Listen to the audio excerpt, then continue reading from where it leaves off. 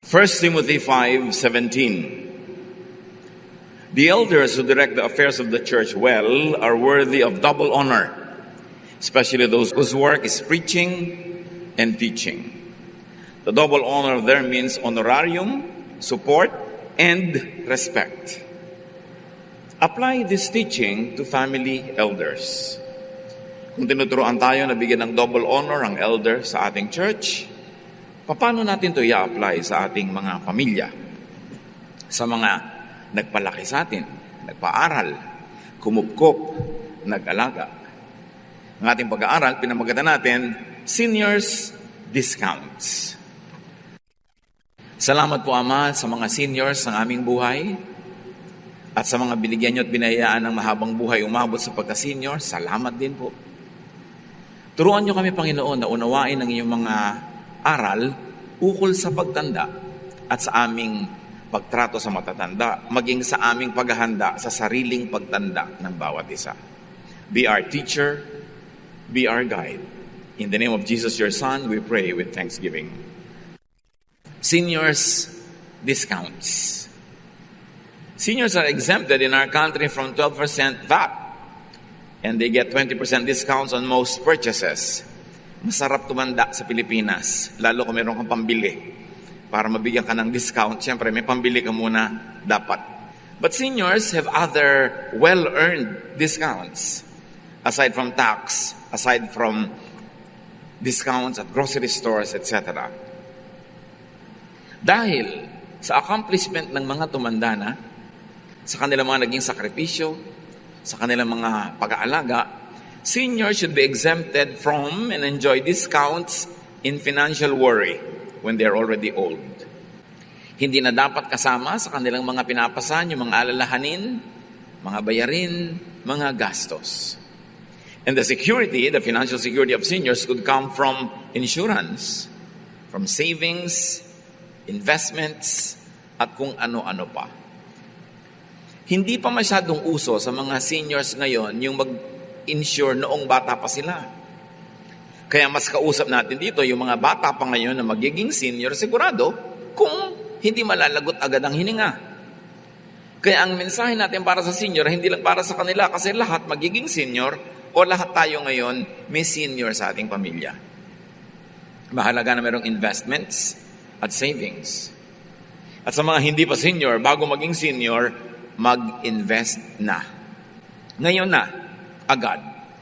Kasi kung senior ka na, medyo late na para doon pa magsimula na mag-invest. Dapat, kung gusto mong umani ng mangga, magtanim ka na maaga kasi matagal yun bago mamunga. Hindi yung gagraduate ka na sa buhay na ito bukas, ngayon ka pala magtatanim. Iba na ang aani nun. Ecclesiastes 11:2, hatiin sa 7, sa 8 ang kalakal mo pagkat di mo masisiguro kung ano ang kasamaang mangyayari sa mundo. So hindi lang tayo pinag-i-invest sa isa, mag-invest sa 2, 3, 4, 5, 6, 7 hanggang 8. Iba-iba. So you invest in goods, you invest in people, you invest in goodwill, you invest everywhere because you don't know which of those investments will yield fruit in your life when you need them most. When you're old, when you get sick, when you begin to be weak, and you need a lot of help, and you have to spend on a lot of issues. So plant in early life to harvest at senior time. And keep planting from the earliest to the last hour. Pagka meron ng huwisyo, meron ng lakas, meron ng talino, may kakaya na magsimula na magtanim, mag-invest, maghanap buhay, kumita. At huwag tumigil kumita hanggang nabubuhay at hanggang kaya ng katawan kasi hanggang kahuli-hulihang hininga gagastos ang tao. In fact, malaki pa nga ang gastos pagkalagot ng hininga. Maraming gastusan. So dapat patuloy ang ating pagtatanim. Ecclesiastes 11:6, sow your seed or plant your seed in the morning, and at evening let your hands not be idle, for you do not know which will succeed, whether this or that, or whether both will do equally well. Sabi, bukod sa ang aga-aga mong gumising at nagtanim ka na, tapos ka na magtanim, mainit na yung araw, hindi ka na pwede magtanim, gumawa ka naman ibang mga trabaho. Mag-weave ka, manahi ka, magawa ka ng wood carving, Do something, umimbento ka ng app, benta mo, yayaman ka. Sabi ganun, huwag lang isa. Kaya nga sa pamilya, mahirap yung isa lang kumikita tapos maraming gumagastos. Yun ngang isang kumikita, ang itinuturo, marami ka pa dapat ibang pagkakitaan eh. Para mas relax kapag tanda. Halos 90% ng problema ng matanda, pera. Kaya mahalaga, inaayos yun habang bata pa. Meanwhile, sa mga matanda na hindi na magagawa, dapat ngayon mag-double time yung mga bata pa, mga anak nila, mga apo, para matakpan nila yung kulang ng mga matatanda nila. At sa sarili nilang pagtanda, ngayon pa lang, maghanda na. Invest in relationships. Invest in goodwill. Invest in goods. Hindi lang pera, produkto ang investment.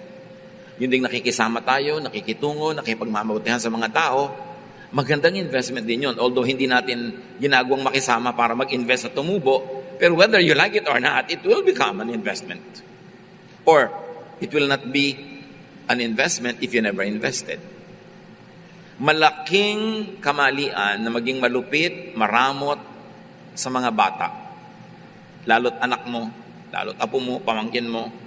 Kasi pagdating ng panahon, pagka ang buhay mo ay nasa 5 o'clock, 5:30 ng hapon, malapit ng lumubog ang araw sa iyong buhay, yung mga bata nung araw, sila yung nasa 11 o'clock a.m., 12 noon, katanghalian tapat, sila yung kalakasan habang papahina ka. Kung ang itinanim mo doon ay pagkamuhi sa'yo, galit sa'yo, inis sa'yo, ano ang inaasahan mong kalinga mula sa kanila sa iyong pagtanda? Hindi naman lahat ng ginagawan mo ng mabuti, sumusukli din ng mabuti. Pero kaya nga, damihan mo ang gagawa ng mabuti. Invest in 6, 7, 8, not only products but also people. Huwag doon lang sa paborito mo, doon ka na lamang nagmahal, siya na lamang ang tinulungan mo. Paano kung hindi siya tumanaw pagdating ng panahon? O mabait siya, pero ang napangasawa niya ay asawa from hell. At tinuturuan niya yung asawa niya, nakalimutan ka kahit ikaw ang nagtaguyod sa kanya nung bata siya. Or, ang bait-bait niya, ang bait-bait ng asawa niya, pero bigla sila kinain ng pating. Wala rin. Kaya marami ka dapat na ini-investan sa buhay. Kumbaga yung bahay na maraming haligi, mas matibay kaysa isa lang, bahay yun ng kalapati. Pero yung marami kang haligi, mas matibay ka. Natidiskartihan ang pagtanda. Lalo't bata ka pa ngayon. Ang mahalaga lang maging conscious about it. At sa mga anak, mga apo, be productive and fruitful. Para sa'yo at para sa iyong magulang. Hanggat pinakamaaga, as soon as possible, mga anak, stop being burdens to your elders and start becoming supporters. Ang goal dapat ng bata, makagraduate agad para makapagtrabaho na at nang makatulong na sa magulang. O kaya, makapagnegosyo, kumita ng malaki para makatulong sa magulang, makatulong sa mga kapatid. Dapat, yun ang goal. Hindi laging humingi ng humingi. Allow your parents to invest and save for their senior years. Kapag ang anak ay matino, maalalahanin sa magulang, matipid, masipag, hindi palahingi at hindi maluho, ang totoo nun ay pinapayagan mo at binibigyan mo ng space yung magulang mo na mag-save naman para sa sarili niyang pagtanda. Pero yung pinag-aaral ka na, gusto mo pa yung telepono mo, dinig sa buwan. Gusto mo pa yung mga damit mo, sobrang mahal. Yung parang yung lalabas ka ng bahay, may concert ka. Yung gusto mo, lahat ng gadgets mo, the latest. Hindi pa sapat yung telepono nakakatawag ko, nakaka-text. Kailangan pa, pwede kang gumawa ng architectural plan sa loob ng telepono mo. Kailangan pwede kang mag-dissect ng mga palaka, gumawa ng biology assignment mo sa loob ng telepono. Pang-research. Pag sobra kang hingi ng pangluho sa magulang, ang sinasabi mo nun ay ganito, ubusin nyo ang pera nyo sa akin, sa luho ko, at huwag na lang kayo mag-save pagtanda nyo. It's so unfair and so unkind, especially kung hindi naman talaga napakayaman at likas na mayaman ng iyong magulang. Huwag maluho. Gusto mo ng extra expense? Earn it. Gusto mo makabili ka ng magandang gadget? Mag part-time job ka. Wala po akong oras. Anong wala? According to studies, ang average Filipino, 4 hours every day sa social media. 4! Kung magpa-part-time job ka lang na 100 per hour, so 50 pesos per hour, di 2 to 400 pesos yon a day. Hindi yung uubusin mo na yung oras mo sa mga libangan, mga ganyan-ganyan, hindi ka pa nga kumikita. Wala ka pang kinikita, gusto mo pa mahal. Kaya dapat lumagay sa lugar. At dapat ang mga kabataan, hindi yung, wow, ang ganda ng phone mo. Wow, ang ganda ng bag mo. Dapat, wow, ang laki ng entrega mo sa magulang mo. Huy, mas malaki entrega ko. Wow, ang galing natin. Dapat ganon. Hindi yung pataasan ng takong ng sapatos sa talaga namang nanggagaliitin na yung ugat. Nadadapa tuloy, nasusubsob na ospital. Gastos na naman ng magulang. Kailangan ng mga bata nagpapaligsahan sa pagiging mabuting anak, hindi sa pagiging maluho. Mga kapatid, huwag niyong hangaan ng mga kabataan na hindi pa kumikita, ang luho-luho na, hindi nakakahanga yon. Malaking kapintasan yun sa kanya at sa kanyang magulang na kumukonsinte. Kailangan turuan ng mga bata ng mga pagsisikap. Sabi sa Bible, repay evil with good. Di ba? E di lalo namang repay good with better, with the best. How do you repay your parents for being good to you? You conserve the resources. You save what can be saved. You help them make money, even in your part-time jobs. Hindi yung harap na sila kasi paulit-ulit ka, pabagsak-bagsak, pa-shift-shift, palipat-lipat ng course. Hindi naman sila namumunga ng pera. Hindi naman sila namumulot niyan. So be sensible and be sensitive to your parents. Marami pang mga exceptions sa mga matatanda na dapat may discount na sila or exempted sa responsibility for children and grandchildren. Dapat pagka ang anak is above 23, 24 na, hindi ka na masyadong dalahin ng magulang mo. Ikaw na nagsisimulang magdala sa sarili mo at tumulong sa magulang. At lalong-lalo naman, ang mga magulang hindi na dapat nag-aalaga ng apo. Huwag nang bigyan ng mga alagain, pasanin, alalahanin. Kaya importante sa mga anak, magpakatino. Huwag yung kung ano-ano mga dangerous sports, dangerous activities ang ginagawa nyo. Tapos pag nabali ang buto nyo, aalagaan kayo ng matanda hanggang kayo na rin tumanda. Dapat nare-reverse. May role reversal ang magulang at bata. Habang bata pa ang anak at mahina, inaalagaan ng magulang. Pero pagka ang magulang naman ang tumanda at humina, ang anak naman ang nag-aalaga. Paano maaalagaan ng magulang mo kung naputo lang dalawa mong kamay dahil sa kalalaro mo ng kung ano-anong mga dangerous games? Hindi bali sana kung talaga namang napaka-valid na aksidente yung nangyari. Pero may mga aksidente pwede namang iwasan eh. Yung don't engage in very dangerous sports. Think of how your parents will react kung bigla kayo nabaldado. Bukod dun sa madudurog ang puso nila, malulungkot sila, yung mag-aalaga pa sila, gagastos pa sila. And there can never be a role reversal if you become invalid. Hanggang sa wakas ikaw nga alagaan. Dapat ang goal ng bata, iingatan ko ang sarili ko para hindi ako kailangan maging alagain ng magulang ko. Iingatan ko ang puri ko para hindi nakakatatlong abortion na ako. Binabayaran ng nanay ko, wala naman discount kasi hindi ako senior. Yung hindi ganitong kung ano-ano ng mga ginawa ko sa buhay, ang dami-dami kong anak, wala naman akong pambili ng gatas, magulang ko na naman. Dapat nagpapakatino para ang magulang magka-chance na magpahinga at ma-enjoy ang kanilang senior years. So behave. Take care of yourself so you don't become alagain. And kung may anak na ang mga anak, take care of your own children. Ang lolo at lola dapat nag-aalaga lang ng apo pag nakukyutan sila. Pag gusto nila. Pero pagpapalitan na ng diaper, kayo na yon, hindi na dapat lola. Pagka ang kulit-kulitan ng bata, kayo na yon, hindi na lola. Inalagaan na kayo, hindi pa ba sapat yun? Papaalagaan nyo pa mga anak nyo sa kanila. Kailan pa sila magpapahinga? Ephesians 6:2-3, igalang mo ang iyong ama't ina. Ito ang unang utos na may kalakip na pangako. Magiging maganda at mahaba ang iyong buhay sa lupa pag ito'y ginawa mo. At ang paggalang, hindi lang opo, verbal lang yon. May paggalang sa kilos. At yun ay, huwag mo silang pahirapan. Huwag mong bigyan ng alalahanin. Pagaanin mo ang buhay, huwag pabigatin. Yun ang mas mataas na uri ng paggalang. sa magulang. Kasama sa pag-alang na yan ang huwag silang obligahin na mamahala pa rin ng bahay, ng buhay, ng kabuhayan, kasi may edad na kayo. Kung kapisan nyo sa bahay ang inyong mga magulang at kayo above 25, medyo lalo above 30 na, kayo dapat na nag-iisip ng mga bayarin, kuryente, tubig, internet, bla bla bla. Pag may nasisirang bubong, gripo, kayo nagpapaayos para sila mapahinga na. Kasi nung maliit pa kayo, sila na gumawa niyan eh. Kailan pa magkakaroon ng role reversals? 1 Timothy 5:3-4, igalang mo ang mga byudang wala ng ibang maaasahan sa buhay. Lalo't kung byudang yon ay nanay mo. Subalit kung ang isang byuda ay may mga anak o apo, sila ang unang dapat kumalinga sa kanya bilang pagtanaw ng utang na loob sapagkat ito ang nakalulugod sa Diyos. Siyempre, pwedeng i-applyan sa byudo.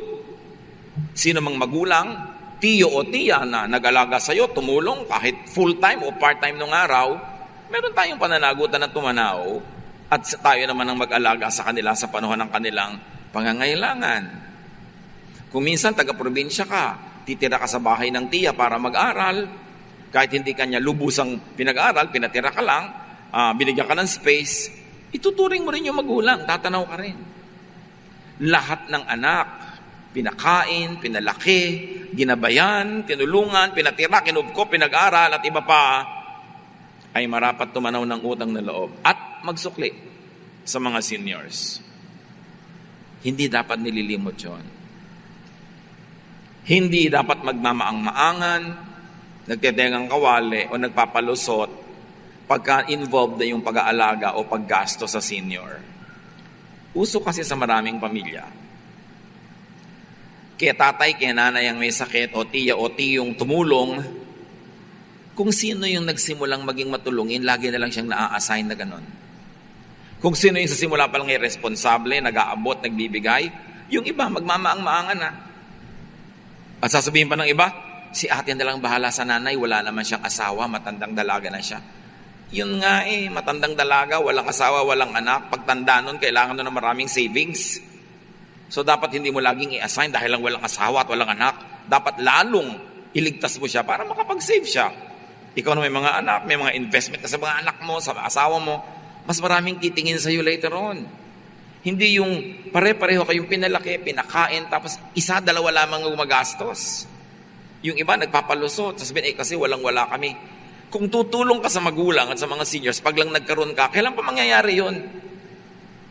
Walang himala sa mga ganyang bagay. Tumutulong ka kahit kagipit. Tumutulong ka sa magulang, sa senior, sa lolo, kahit kulang ang pera mo. Isama mo siya sa nakalista. Maglilista ka bayad sa tubig, sa kuryente, sa rent, nanay, tatay, kasali sa listahan. Kasi pag inilagay mo siya sa kaduluduluhan, wala nang natira. Next month na lang. Then next month, next uli. Hindi na mangyayari yon. Tapos pag namatay, lakas-lakas mong umiyak. Alam niyo ang nakakapagpahina at nakakapagpakonti ng iyak pag namatay na matatanda, yung alam mong ginawa mo yung best mo habang buhay siya. Then, pwede kang hindi masyadong malungkot.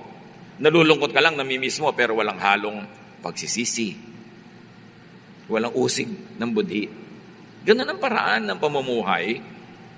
1 Timothy 5:8, ang sino mang hindi kumakalinga sa kanyang mga kamag-anak, lalo sa mga kabilang sa kanyang pamilya, ay tumatalikod sa pananampalataya at mas masama pa kaysa sa isang di mananampalataya. Pag daw hindi mo ginagawa ang pananagutan mo sa kamag-anak, lalo sa matatanda na naging mabuti sa'yo, doble yon. Kasi meron kang utang na loob na dapat mong tingnan. Dapat mong tanawin. Masahol ka pa daw sa hindi naniniwala sa Diyos. Kesa simba ka ng simba, Bible ka ng Bible, tapos hindi ka malang nagpapadala sa mga magulang mo. Yung kita mo, sa'yo na lang, sa asawa mo at sa anak mo. Bakit ka ba nakarating sa estado mo ngayon? Di ba dahil sa iyong magulang? Kaya napakahalaga ng pananagutan ng napapangasawa. Kung may napangasawa kayong matino, mahusay, kumikita, na-train, may negosyo o may edukasyon, dapat yung tanawin yan sa inyong biyanan. Dapat kayo pa nga mga manugang ang nagsasabi sa asawa nyo, bigyan natin ng nanay mo, nananay ko na rin, nananay natin. Hindi yung kailangan pang ilihim ng asawa ang pagbibigay doon sa kanyang pamilya dahil magagalit kayo, magdaramdam, magtatampo. At alam natin ito, karamihan sa mga Pilipinong pamilya, yung babae bigay ng palihim sa kanyang kamag-anak, yung lalaki hindi na makakupit. Kasi dala-dala yung payslip. Sa bagay, may nakakadoktor din ng mga payslip. Itanong nyo sa akin kung sino, parang alam ko yung iba. Pero kailangan pa kayong pagtaguan, ibig sabihin yan, masama ugali nyo. Kung itinatago ng asawa nyo sa inyo na nagbibigay siya sa magulang, masama ba magbigay sa magulang? Dapat sabay at fair kayo, both sides. Importante kasi yung mga senior, entitled sila dyan. They have earned it. At isa daw malaking paglapastangan sa Diyos ang hindi maging magalangin, masuporta sa magulang. Seniors should also be enjoying discounts in heavy physical work.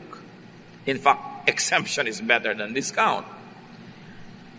Kawawa naman yung iba, ang tanda-tanda na, kubang-kuba pa rin sa pagtatrabaho. Hindi nag-graduate. Ang pahinga na lang talaga, kamatayan. Gusto niyo ba yun? Kaya lang napahinga dahil nalagot ang hininga. Talagang nakahinga. Kasi hindi nahihinga. Kailangan makaranas man ng pahinga habang humihinga pa. Paghandaan ang pagtanda mo. At ang mga elders, pagtanda nila, dahil marami itong physical challenges. Halimbawa, meron naman kayong pribilehyo at may pera magpapagawa ng bahay, huwag naman sobrang matarik na hagdan. Yung mga ibang babae, darling, tarikan natin ng hagdan para magandang exercise. Yung pala ayaw lang niya makaakyat yung biyanan niya. Kailangan mga senyorita steps. May mga bahay na ipinapagawa ng mga anak na parang wala silang balak na yung mga magulang nila kupkupin doon pagdating ng araw. Kung nagpapagawa kayo ng bahay, luwagan nyo yung sala sa baba kung may second floor para kung tumanda kayo o may matanda kayo sa pamilya, pwede silang doon matulog sa sala. Lagyan nyo lang ng konting division. Hindi nila kailangang umakyat. Tatanda At kung merong may sakit sa pamilya, lalo may matanda, magpundar kayo ng wheelchair. Hindi ganun kamahal. Mas mahal ang cellphone kaysa sa wheelchair. Bakit pinapayagan yung matatanda ay nagkukunyapit sa mga tamtak, sa mga alambre, kung saan-saan para lang makalakad? Hindi ba siya pwedeng wheelchair? Which means, yung bahay nyo, lagyan nyo mga rampa. Kung may bahay kayo. Di ba? Lagyan nyo ng rampa. At kung kayo yayamanin, lagyan ng elevator. Hindi biro. Pwede. Ang elevator, 1.2M. Magkaka-elevator kayo. Kaya lang yung bahay nyo, bungalow, problema kung saan pupunta elevator. Pero, hindi naman imposible Kotse, gano'n ang halaga. Bakit? Kung may mga matatanda kayo, both sides, sa asawa mo at saka sa'yo, hindi nyo ba gustong maginhawa sila makaakyat manaog sa bahay nyo? At saka, kung hindi man sila, tatanda kayo Yung mga iba kung magpagawa ng bahay, kahit may pera, parang walang paghahanda sa pagtanda. Kaya ang hirap-hirap at miserableng tumanda. Ang banyo dapat maluluwag, yung kakasya ang wheelchair. Yung pwede mangunyapet. Hindi yun nung pumasok ka matanda sa banyo, nadulas, nabarog, nadulog ang bungo, dumugo hanggang mamatay, na-discover nyo, bukas pa. Dapat friendly sa matatanda ang mga banyo. At ito pa mga kapatid, kung meron kayong matanda sa bahay, magpunta kayo ng isang hospital bed. Kahit yung isang bed nyo sa bahay, yung hospital bed, yung tumataas ang likod, lumiliko ang tuhod. Kasi ang hirap sa may sakit, na patong-patong na kaban-kaban ang bigas ang unan niya. Para lang siya makahinga, maitaas yung ulo niya, liku-liko. Tapos para siya makatayo, kutakot-takot na paghawak sa mga baging, sa mga lubid at kulambo. Hindi naman ganun kamahalan ng bed. Hindi lang kasi tayo conscious that life can be more comfortable if we like to make it so. Pwedeng bigyan niya investment. Isang party, halimbawa ng anak mo, wala tayong party ngayon, bibili tayo ng hospital bed ng lola. Period. Mahirap bang gawin yun? Doon kayo magkantahan ng happy birthday sa paligid ng kama. Ilagay niyo yung lola, huwag niyo lang lalagyan ng kandila. Saka na. Sa cake dapat ang kandila. You can make life easier for seniors if only you'd try. And you'd make it really try. Gaano kamahal ang heater sa banyo? Hindi yung maliligo ang matanda, nagiinit pa sa takore. Magbomba pa na kusinilya, magbubuhos pa sa timba. uminit, lumamig, hindi naman ganun kamahal kung gugustuhin. Marami tayong pinagkakagastahan na hindi naman kailangan. Ang hilig-hilig natin mag-party, tapos ang banyo, wala man lang bidet. Wala man lang panghugas. Tabo pa. Na kuminsan, lata pa yun na nahihiwa-hiwa pa yung matanda. Doon sa tabo. Kailangan maging komportable tayo. And accept the old ones from heavy emotional strain. I-accept na natin sila sa maraming problema. Hindi nila kailangan malaman. Avoid causing seniors to worry, to fear. Kaya magpakatino kayo pag may asawa, mga anak, tuwing nag-aaway kayo para maghihiwalay kayo, parang napipilas ang puso ng magulang nyo. More than they say. More than they can tell. Pagka hindi maayos sa inyong mga marriages, nasasaktan ng mga magulang. Kaya dapat ayusin ang buhay, alang-alang sa matatanda, kung hindi man alang-alang sa inyo mismo. Avoid causing seniors to be needlessly sad. Everybody has a responsibility na ayusin ang buhay para hindi malungkot ang mga matatanda. At laging dalawin, samahan, ipasyal, bigyan ng libangan. At bigyan ng sustento ang matatanda. Lalo't wala silang sariling pensyon, wala silang sariling pinagkukunan, dapat may sustento. Kung ilang kayong magkakapatid, mag-usap-usap kayo. O buwan-buwan magpapatak-patak tayo ng tig 50,000 para kay mami. Diba? Yen. Diba? So, mga tig 50,000 yen. O kaya kala nyo naman, pesos agad. Diba? So, para alam nung matanda kung magkano tatanggapin niya buwan-buwan. Hindi yun pag nasa lubong mo lang sa ibabaw ng bundok Banahaw, doon walang inaabutan. Kaya lagi siyang nasa bundok Banahaw, bihira ka pumunta. Yung binibigyan mo paminsan-minsan, hindi ka na pagbibigay sa magulang. Yung masalubong mo, may okasyon, bibigyan mo. Regular. Sabihin nyo nga sa katabi nyo, regular. Kahit hindi kayo maluwag. Kasi kahit hindi nyo sila bigyan at hindi, gagasto sila. Bibili ng gamot, kailangan ng pagkain. Regular. Para alam niya, ang mga anak ko, ang binibigay sa akin, halimbawa, every month, ipagpalagay nyo ng nakaka 8,000 yung matanda, o 80,000, ano man. Alam niya kung kailan yung kasunod, kaya nababudget niya. Pero yung kailan uli mag-aabot ito, kailan di nila alam, mahirap yun. Dapat may ganun. Paano po nag-iisa kong anak? Dapat regular lalo dahil ikaw lang ang umubos ng pera ng magulang mo. Kaya ngayon, ikaw lang ang magsusupport. Ganun talaga ang buhay. Kailangan regular. Leviticus 19:32, tatayo kayo kapag may kaharap na matanda. Igalang nyo sila at matakot kayo sa Diyos. Ine-equate ng Leviticus ang takot sa Diyos sa paggalang sa matanda. Ngayon, hindi lang yung physical pagtayo. Tayo kayo ng tayo, wala naman kayo inaabot, maupo na lang kayo. Ang ibig sabihin lang yan, yung be considerate, be respectful, not only in your bodily postures, but very importantly, in your behavior and interaction with them. At may kakambal yan, yung utos na igalang ang matanda. May kakambal yan na unsaid, mga matanda, dapat kagalang-galang kayo. That is the other side of the command. Hindi lang inuutos sa gumalang sa matanda, dapat ang matanda earns the respect. And 90% of the time, they've already earned it. And even if they belong to your 10%, we are still taught by Scripture to be respectful and supportive of our parents. Ang kanilang pagkukulang ay hindi excuse sa mga anak later on na maging magalang at maging matulungin sa magulang. Nababawasan lang siguro yung dagdag, yung perks, yung sweetness, yung eagerness, pero may minimum na requirement para sa mga anak, anuman ang naging performance ng inyong magulang. Dahil kahit hindi sila perfect, siguradong may ginawa din sila, kaya nga buhay pa kayo ngayon Mahalagang dibdibin yun. Psalm 71:18, isang dalangin, even when I am old and gray, do not forsake me, my God.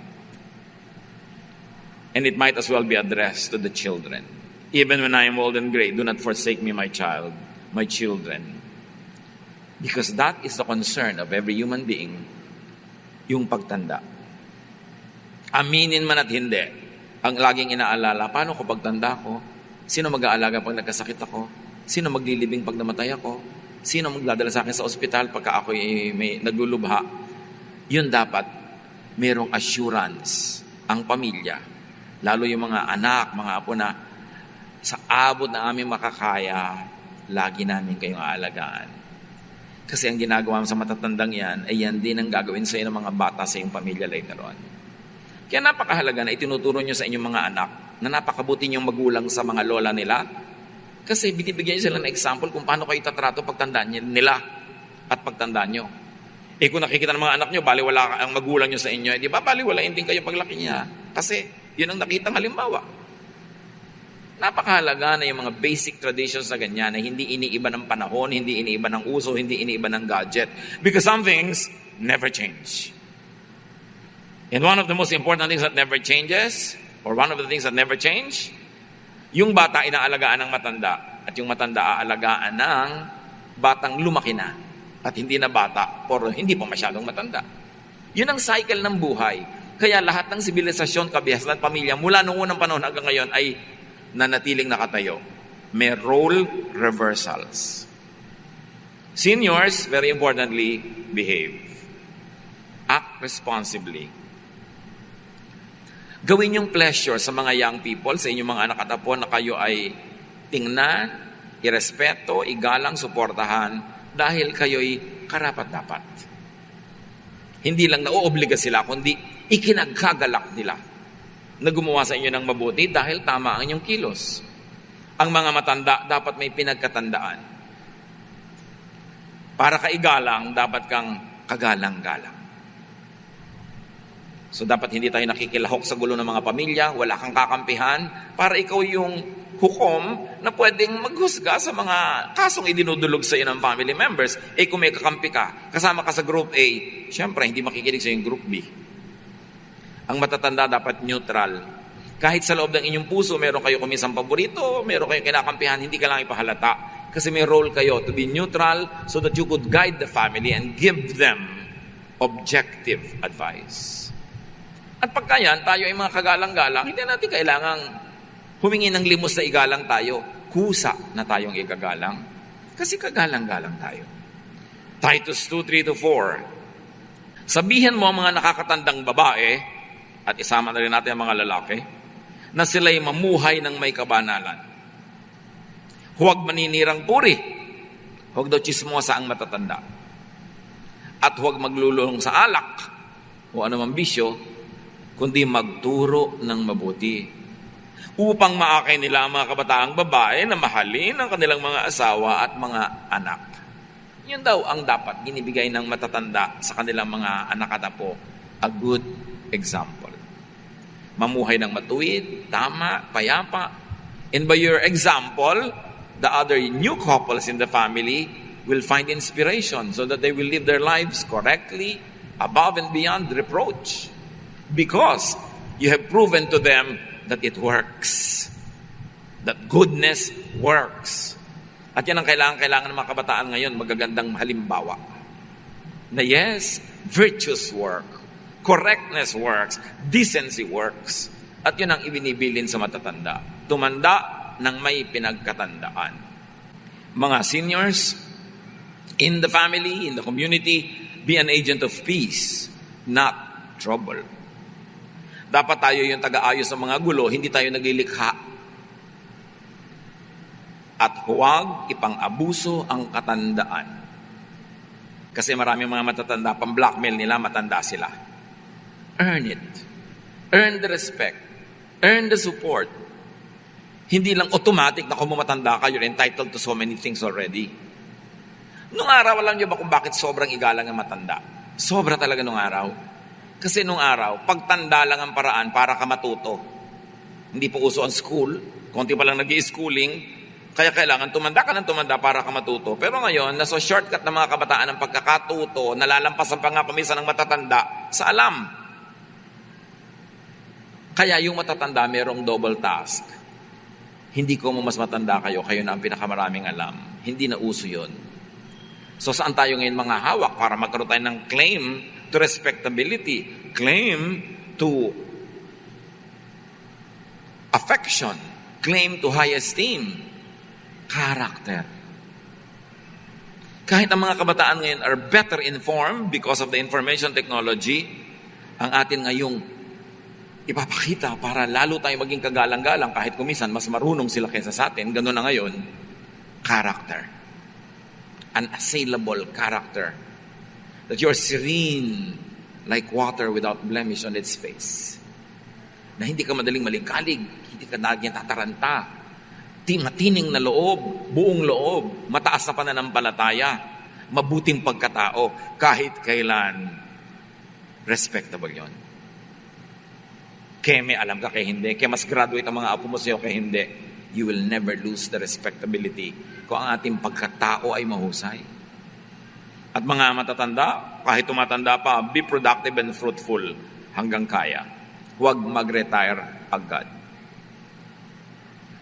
Pag nag-full retirement ka na, gagastusin mo na yung maliit mong pension, mauubos na yung savings mo, humaba pa ng humaba ang buhay mo, wala ka ng pera, buhay ka pa, parang awkward.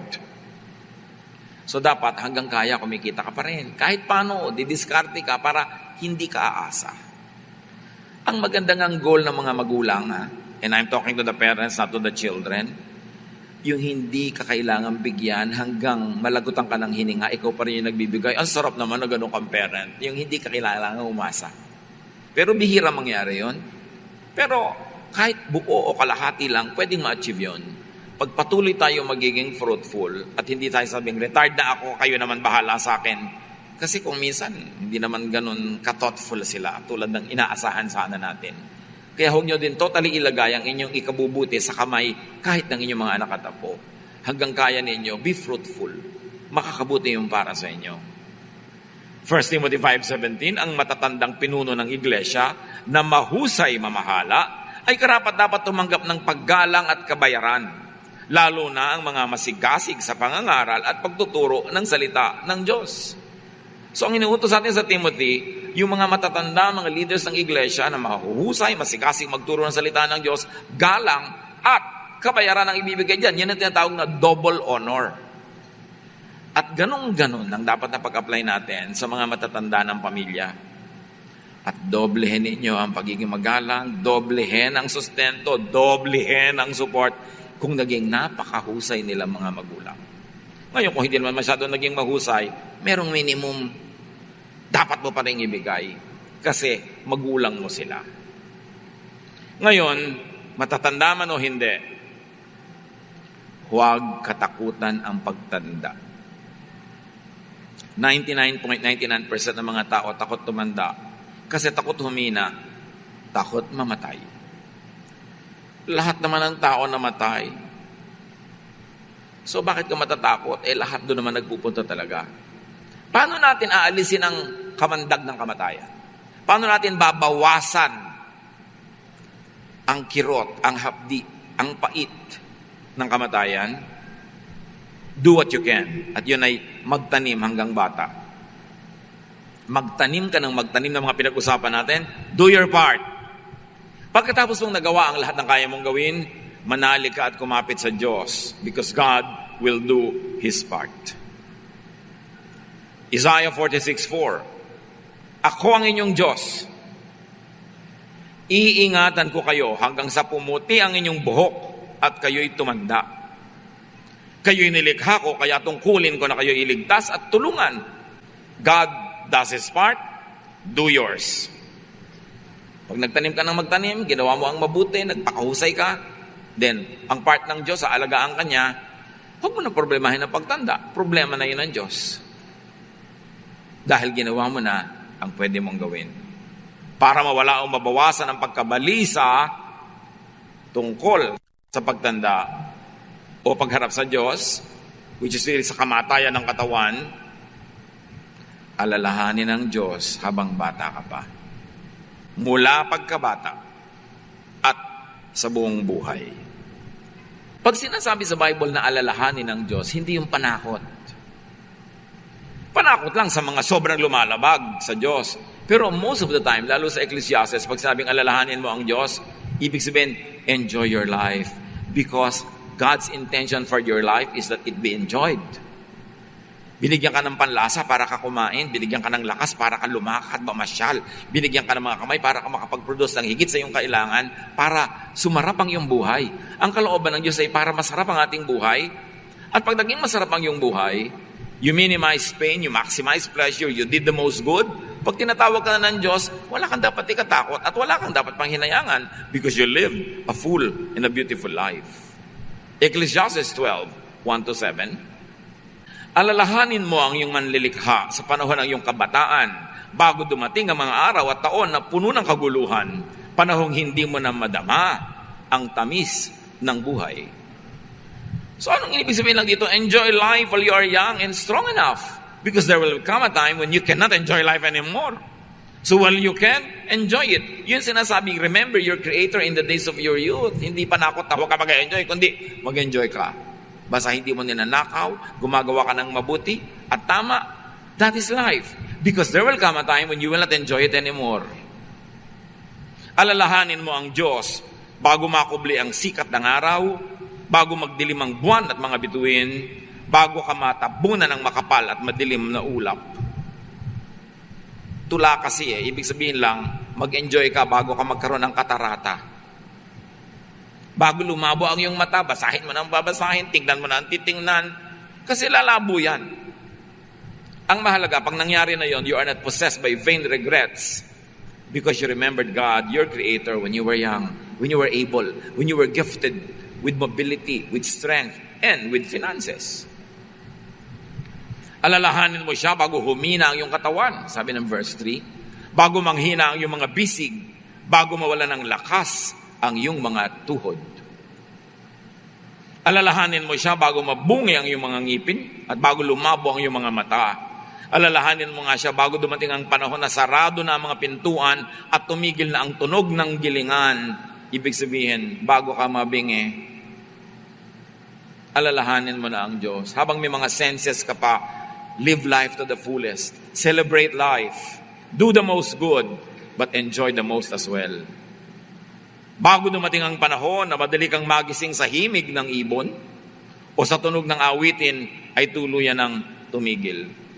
Bakit nga ba yung mga bingi, sinisigawan mo, hindi ka madinig, pero nagigising sa konting huni ng ibon?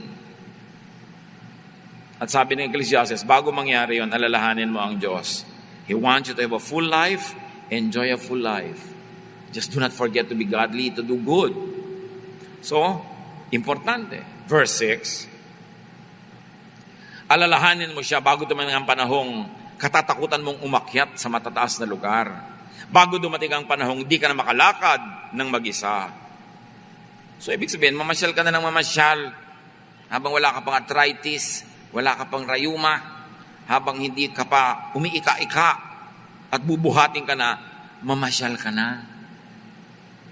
Kaya mahalaga yung paalala natin sa mga anak na huwag kayong maluho, huwag kayong hingi ng hingi, tapusin yung pag-aaral nyo, para makapag-ipon yung mga magulang nyo o makapamasyal na. Kasi pagka hindi nila kayo titigilang suportahan habang buhay, naghihingalo na lang sila, hindi pa sila nakapamasyal. Hindi nila magagawa yung sinasabi ng Ecclesiastes. You've got to set your elders free from responsibilities so that they can enjoy life to the fullest after they have raised you up from childhood and you have become adults. Alalahanin daw ang Diyos bago pumuti ang iyong buhok at lipasan ang pagnanasang sumiping sa minamahal. So nangyayari niyo sa mag-asawa? Parang magkapatid na lang. Kaya anong sinasabi ng Ecclesiastes? Sumiping pa more habang pwede pa. Diba? At sumiping now. Kasi darating ang panahon, sabi nga, di ba, mahina na yung tuhod mo, wala ka ng gana, gusto mo na matulog, ayaw mo na maabala. So sabi ka nun, habang may panahon, gawin nyo lahat yan. Now, you know how thoughtful God is? Itinuturo niya ang lahat ng ito. Ikinukubli lang ng maraming conservative religious people yung mga kabaitan na ito ng Diyos. Ang lagi itinuturo, mag-ayuno, magpanata, magpakahirap sa sarili. Hindi yun ang nakikita natin pag binasa mo talaga yung Bible. Darating ang araw na tayo ipupunta sa huli nating hantungan. Alalahanin mo siya bago manumbalik sa alabok ang iyong katawang lupa at ang ating hininga ay magbalik sa Diyos na may bigay nito. So anong dapat mong ikatakot sa pag-uwi sa Diyos? Sa oras ng kamatayan, humihiwalay ang espiritu, bumabalik sa Diyos, ang katawang lupa, bumabalik sa lupa. So ang inililibing natin, yung kinikremate ng iba, hindi na yun yung tao, yun lang yung katawang isinuot ng kanyang espiritu. Kaya pag may nakikita kang mahal sa buhay na inililibing, huwag ka masyado magdrama. Hindi siya yun. Yan lang yung katawan. Kung sabihin, ay, inililibing na si nanay. Di ba? Kakalungkot yun. Ay, inililibing na ang katawang lupa ni nanay at si nanay nasa Panginoon na yung espiritu. Nababawasan yung lungkot. At hindi yan pampakonsuelo lang. Totoo yun. Sabi sa Biblia, ang espiritu bumabalik sa Diyos, ang katawan bumabalik sa lupa. Kaya dapat, hindi tayo masyadong madrama pag may namamatay.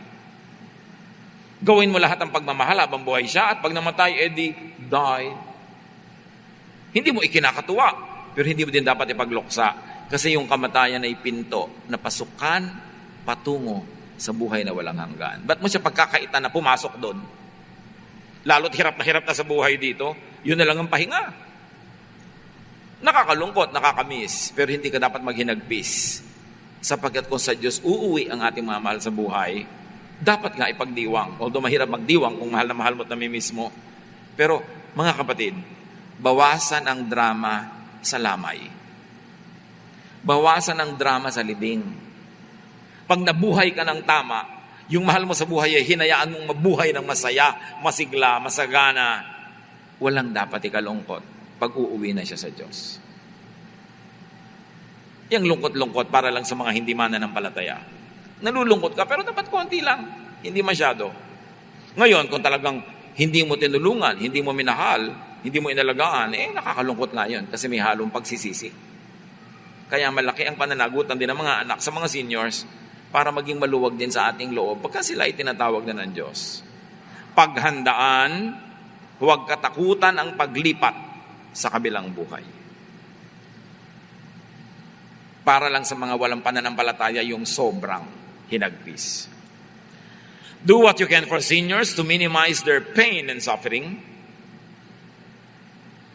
Acts 20:35, sa lahat ng pagkakataon, dapat ninyong tulungan ang mahihina. At sabi sa 1 Timothy 5:1, huwag mong pagagalitan ng nakakatandang lalaki, kundi pagsabihan mo siya ng mahinahon na parang sarili mong ama. Nakita niyo yung konsiderasyon ng Bible sa matatanda. Kahit empleyado mo yung matandang lalaki, ikaw yung amo, sabi, ituring mo yung parang ama mo. Pwede mong pagsabihan, pero magalang. Ituring mong parang ama mo, basta matanda, kesa sa'yo. What else do you do for seniors? Maximize their comfort, their happiness, and peace of mind. Lalo't konti na lang ang nalalabing panahon sa kanila dito sa mundo, dapat pasayahin na natin. Although older doesn't mean mauunang sa makabilang buhay. There is no guarantee. Kaya nice ka dapat sa everybody. Genesis 15:15, pahahabain ko ang iyong buhay, mamamatay at ililibing kang payapa. Pangako ng Diyos sa mga taong malapit, masunurin sa Kanya. And what else do we do with seniors? Maximize their power to do the most good by setting them free from responsibilities that we should now be taking on as their children or grandchildren. Sa mga Pasko, makinig kayo. Pasko. Anong sabi ko? Kayo ang magpamasko sa matatanda, ha? Hindi dadalhin niyo yung mga anak niyo at mga apo niya sa kanya at yung matanda hindi malaman kung saan kukuha ng mga tigto 20 para mukhang marami. Huwag na kayong namamasko sa matanda. Kayo na ang magpapasko. Ulitin nyo nga yun. Ang hina naman, konti-konti nang natandaan. Huwag na kayong namamasko sa matatanda. Ulit. Dapat kayo na ang magpamasko. Malinaw ba yun? Kaya tuloy yung matatanda, manghihingi din naman si Huy, bigyan mo ko ng pampamasko. Bakit kailangan pang paikot-ikot yung pera? In fact, dapat hindi na namamasko. Yung punta ka ng punta, hingi ka na hingi ng pera. Unless in-invite ka. Pumunta kayo sa bahay, mamasko kayo sa akin, bibigyan ko kayo ng suman. O yun. Pero yung nauobliga ka, ang dami, 10 pulutong dumadating, naaaga ang kamatayan ng matanda. Kaya maraming namamatay pag Pasko. Stress. Huwag na, lalo wala namang alam yung hanap buhay, walang pensyon, mamamasko pa kayo. Anong gusto nyo gawin niya? Mag-hold up ng bangko? Marami tayong mga kaugalian na bulok. Dapat hindi ko mo kaugalian maganda. Yung iba tinitigilan na yan. Deuteronomy 5:33, mamuhay kayo ayon sa kanyang mga utos, Sa ganoon, sasagana kayo at hahaba ang buhay nyo. Ibigay sa seniors ang privilege discounts nila. Kahit hindi nyo kamag-anak, pwede nyong abutan ang mga yan. Remember, lahat kamag-anak mo, pagkaanak ka ng Diyos. Di ba? At lahat, pwede mo rin dapat hingan ng payo. Pagka nagbe-birthday kayo na matanda na, huwag nyong ililihim. Ilang taon na po kayo? 5. Aba, parang wala kang utang na loob sa Diyos na pinapahaba ang iyong buhay. Araw-araw pwedeng mamatay ang tao. Tama? So tuwing humahaba ng kada isang araw, nagpapasalamat ka. Pag nag-birthday ka, nagpapasalamat ka. Hindi mo inililihim na humaba ang buhay mo. Iyan ay pinagmamalaki sa pangakarangalan ng Diyos kasi bawat araw, dagdag yan ng Diyos. Dapat is-celebrate. In this very crazy culture of youth, yung mga tao parang kapintasang tumanda. Yung ayaw pa magpamano dahil baka daw magmukha matanda. Ate, mukha ka talaga matanda. Kahit walang magmano sa'yo. So magpamano ka na. Hindi nadadaan niya sa mga ganong-ganong kaartihan. At kung tumanda ka pero may pinagkatandaan, marami ka natulungan, may pinalaki ka, may pinaaral ka, napakalaking karangalang tumanda. At kung tatawagin ka ng Diyos, huwag ka na mag-atubili, sumama ka na agad. Dahil masarap naman kasama ang Diyos. Hindi naman yan nakakatakot dapat. So, do not problematize old age. Old age is a gift from God to be enjoyed. It is not a problem to be solved. And it is not a shame to hide. It is an honor that the Lord has given you long life. Maghanda sa inyong parating na pagiging senior, yung kayong mga hindi pa senior. Be productive and enjoy every stage of your life. Live your life well, enjoy your senior years, and then meet your Maker. Yun talaga ang buhay. Mga kapatid, enjoy your life and enjoy your senior years.